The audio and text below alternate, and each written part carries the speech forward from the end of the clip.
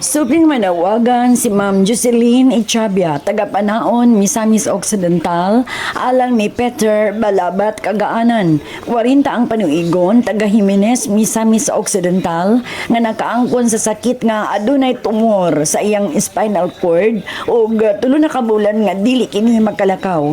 Ug wala na kini pamilya nga makaatiman kaniya tungod kay broken family. Sa laktod, ang iyang mga batchmate mao nay nagatiman kaniya karon. Nakaroon admitted si Peter Kagaanan sa Vic Soto Hospital sa Cebu. Atong makita sa video si Peter Kagaanan ug ang nagatiman kaniya karon nga si Ma'am Jocelyn Echabia sa iyang panawagan. Ato silang tabangan sa maintenance nga tambal ug gatas sa masakiton.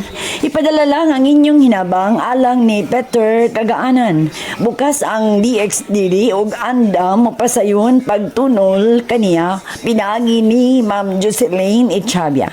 Panawagan sa iyang mga classmates nga unta mutabang usab ni Peter alang sa kaayuhan niini.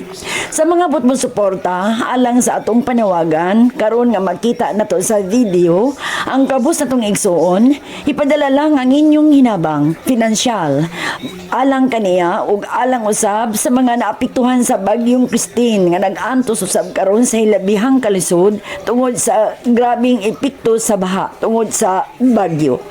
Ug atong ipadayon ang buhat sa kaluoy alang sa mga nanginahanglang kabus ug angay nga tabangan kaninyong mga may malumong kasing-kasing ag kanunay nga nagsuporta sa Operation Tabang ning istasyon DXDD.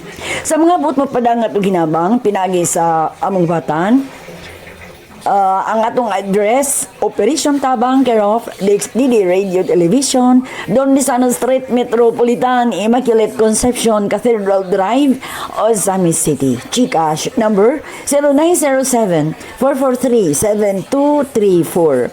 Sa ngalan sa tanang nagtunol og donasyon, nagpaila og wala, ginagmay og ginagko, alang sa DXDD Operation Tabang, ako si Ate V, Vicky Remedios Palaw.